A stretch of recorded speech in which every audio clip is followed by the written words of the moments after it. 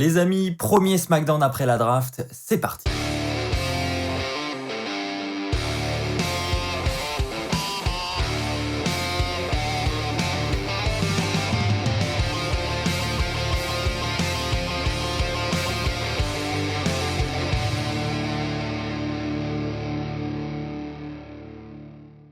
Bonjour à toutes et à tous, c'est Axel de la chaîne YouTube WW France, j'espère que vous allez tous très bien. On se retrouve pour la review du SmackDown de cette semaine, il s'est encore passé beaucoup de choses, on a d'ailleurs ouvert le show avec Stéphanie et Triple H, on va y revenir. On nous a présenté un petit peu le nouveau roster de SmackDown, puisque oui, nous avons de nouveaux visages du côté de SmackDown, et nous avons des visages qui étaient familiers du côté de SmackDown il y a encore quelques semaines, qui vont effectuer ce soir à SmackDown leur dernier match, donc en l'occurrence le New Day, Jeff Hardy aussi qui a été drafté à Raw. On va revenir sur tous ces points, c'est parti. Alors oui, comme je vous l'ai dit, c'est Triple H et Stephanie McMahon qui ouvrent le show. Donc honnêtement, moi quand je les ai vus arriver déjà, quand j'ai vu qu'ils étaient sur le ring, je me suis dit, ah, on va peut-être avoir une annonce particulière, une grande annonce. Et au final, non, pas grand-chose. Ils nous ont juste présenté les nouvelles têtes que nous avons du côté de SmackDown. Donc ils les présentent un par un. Ils vont nous présenter Kevin Owens, juste après Aleister Black. Donc les deux évidemment vont s'avancer et donc se regarder. On va comprendre que la rivalité va se lancer et qu'elle va continuer du côté de SmackDown. Ensuite, on va nous présenter les Street Profits. Donc ils vont s'avancer sur la scène. Mais Robert Roode et Dolph Ziggler vont arriver et vont les attaquer, puisque oui, un match est prévu plus tard dans la soirée entre les deux équipes. Et donc les autres vont en profiter pour se bagarrer aussi, et ça va être une bagarre générale dans tout le roster. Donc tout le monde va aller sur le ring se taper dessus, et tout d'un coup on va voir la musique de Lars Sullivan. Lars Sullivan qui va arriver et qui va, comme d'habitude, détruire tout le monde sur le ring. Il va s'en prendre évidemment à Jeff Hardy. Combat qui sera rapidement remporté par Lars Sullivan, qui va contrer Jeff Hardy et lui faire son Freak Accident, son finisher, et donc victoire de Lars Sullivan, qui s'impose encore une fois comme l'un des monstres dominants de SmackDown. Est-ce que la rivalité avec Jeff Hardy va continuer? Évidemment non, enfin en théorie non, j'espère pas du moins, parce que Jeff Hardy est censé retourner à Raw désormais. Alors quelle sera la prochaine victime de Lars Sullivan? Ça, il va falloir attendre la semaine prochaine pour le savoir. Parlons maintenant de Daniel Bryan, qui effectue son retour du côté de SmackDown. Effectivement, il avait pris un petit peu de temps pour profiter de son nouveau-né. Donc voilà, petit congé paternité pour Daniel Bryan, évidemment. Et donc là, il est de retour, il dit qu'il est vraiment content d'être de retour. Il est content de voir qu'il y a de nouvelles têtes du côté de SmackDown. Il va citer le Riot Squad, il va citer Bianca Belair, il va dire aussi qu'il est content de voir des têtes comme Kevin Owens, Aleister Black, se dire qu'il va pouvoir les affronter. Et ensuite, Rollins va arriver. Et Rollins lui dit, tiens, c'est bizarre, tu m'as pas cité dans la liste, je pense que t'as dû te tromper, etc. Et ensuite, Rollins va lui dire, je pense que c'est le moment pour toi de rejoindre le bon côté, de te mettre à mes côtés pour faire de SmackDown un grand show. Et Daniel Bryan dit que oui, effectivement, il a envie de faire de SmackDown l'un des grands shows, donc c'est une motivation pour lui. En revanche, il n'est pas sûr que Rollins soit la bonne personne pour faire ce genre de choses. Il est trop égocentrique et stupide pour cela. Et donc, évidemment, ça ne va pas plaire à Rollins, qui va finir par attaquer Daniel Bryan. Ensuite, on va avoir l'arrivée de Rey Mysterio et Dominic. Voilà, je l'attendais honnêtement, parce que je trouvais ça bizarre quand même que Rollins passe à autre chose d'un seul coup, alors que Dominic et Rey Mysterio ont eux aussi été draftés du côté de SmackDown. Donc je m'attendais à ce qu'ils interviennent à un moment donné, donc les voici. Et donc là, ils vont faire face à Seth Rollins et Daniel Bryan. Mais Daniel Bryan va décider de quitter le ring, et c'est Murphy ensuite qui va arriver, et qui va donc faire face à Rey Mysterio et Dominic aux côtés de Seth Rollins. Mais à la surprise générale, Murphy va se retourner contre Rollins et va attaquer Seth Rollins. Rey Mysterio et Dominic ne vont rien faire, ils vont seulement regarder. Et ensuite, Murphy va essayer de tendre sa main à Dominic et Rey Mysterio, mais Dominic et Rey Mysterio ne vont pas accepter, ils vont préférer partir. Donc visiblement, Murphy tente de se rapprocher de la famille Mysterio, mais c'est encore raté pour cette semaine. Honnêtement, j'ai vraiment adoré ce segment. Je pense qu'on utilise une future rivalité entre Seth Rollins et Daniel Bryan, et ça, on va pas se mentir, sur le papier, c'est quand même assez exceptionnel, donc j'ai vraiment envie de voir ça. Et voilà, je pense qu'il va y avoir encore quelques semaines de rivalité avec la famille Mysterio. Et ensuite, on va arriver à cette rivalité Daniel Bryan, Seth Rollins. Enfin, du moins, je le pense. Maintenant, je vais évoquer évidemment cette signature de contrat entre Sasha Banks et Bayley. Je vous rappelle que les deux vont s'affronter à Hell in a Cell la semaine prochaine pour le titre féminin de SmackDown. Donc, une signature de contrat est organisée, présentée par Adam Pearce. Et donc là, on va avoir Banks qui va arriver, suivi de Bayley.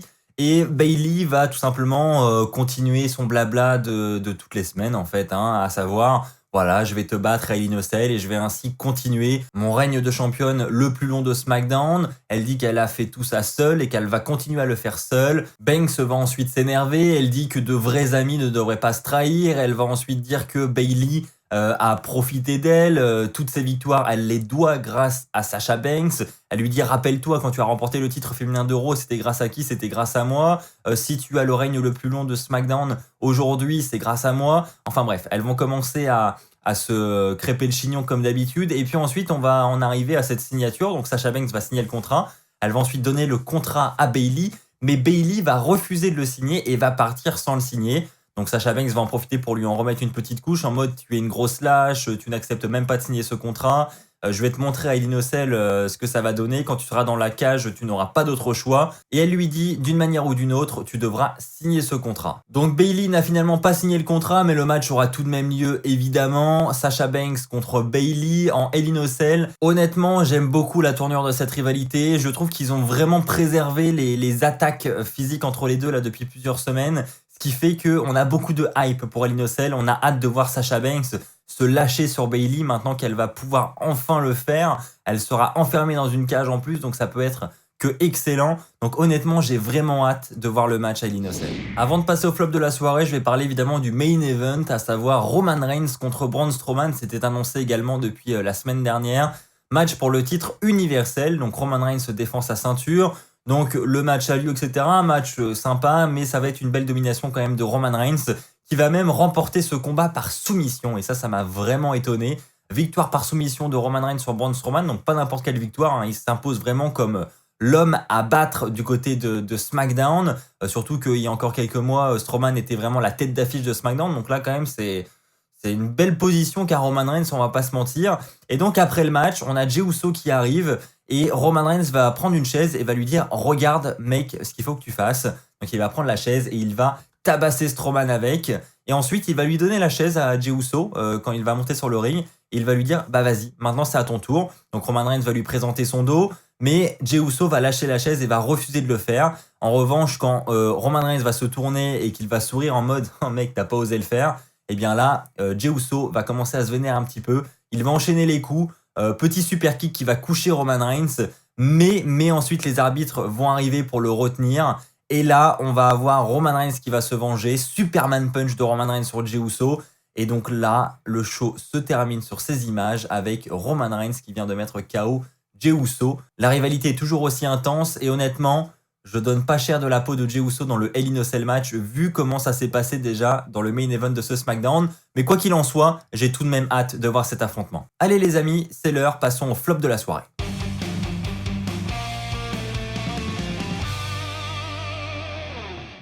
Et pour le flop de la soirée, les amis, je vais parler du match par équipe, match pour les titres par équipe de SmackDown. Les Street Profits qui viennent de remporter les titres donc cette semaine à Raw, hein, vu qu'ils ont échangé les titres avec le New Day, devaient affronter Robert Roode et Dolph Ziggler. Et là, honnêtement, c'est un petit peu mon incompréhension de la soirée. Alors, on pouvait avoir un match assez sympa, mais le match n'aura même pas le temps de démarrer. En fait, hein, les deux équipes vont s'attaquer. Et l'arbitre va faire sonner la cloche et donc fin du match, voilà, en quelques secondes. Donc on n'aura pas eu d'affrontement. C'est un match pour les titres par équipe qui est gâché, donc j'ai pas compris l'intérêt. Du coup, c'était ma grosse déception parce que je me dis honnêtement, ça aurait pu être un bel affrontement, même si le segment était sympa, le segment de l'attaque. Ensuite, après, on a Montesford qui va prendre l'avantage avec toujours ces splashs là qui m'impressionne, mais genre vraiment. Mais le no contest pour ce match de championnat me déçoit quand même un petit peu, donc j'ai décidé de mettre ça en flop de la soirée. Passons maintenant au top de la soirée.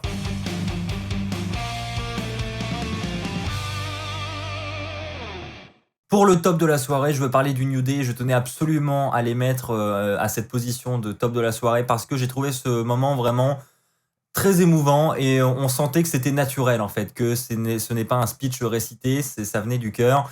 Donc en fait, avant leur match contre Shinsuke Nakamura, Sheamus et Cesaro, le New Day réalise un petit speech où ils se remémorent en gros leur meilleur moment quand ils remportent les titres par équipe évidemment. Kofi Kingston va dire que quand il était en 2012 en solo, il pensait vraiment arrêter sa carrière et puis ensuite Biggie et Xavier Woods sont venus vers lui en lui proposant cette idée d'équipe, de clan pour créer quelque chose de nouveau. Et il a vraiment su se renouveler et il dit qu'aujourd'hui Biggie et Xavier Woods sont deux de ses meilleurs amis qu'il n'a jamais eu dans toute sa vie.